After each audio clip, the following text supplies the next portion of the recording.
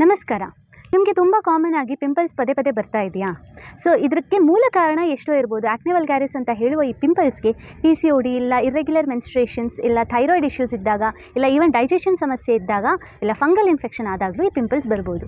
ಇದು ಏನೂ ಇಲ್ಲದೆ ರೆಗ್ಯುಲರ್ ಆಗಿ ಮಂತ್ಲಿ ನಿಮಗೆ 1-2 ಪಿಂಪಲ್ಸ್ ಬರ್ತಿದೆ ಆ್ಯಂಡ್ ಹೋಗಲಿಕ್ಕೆ ಆದರೆ ತುಂಬ ಲೇಟ್ ಆಗ್ತಿದೆ ಅನ್ನೋ ಥರ ಇದ್ದರೆ ನಿಮಗೆ ಇದೊಂದು ಸಿಂಪಲ್ ಆಗಿರುವ ಒಂದು ಮನೆಮದ್ದು.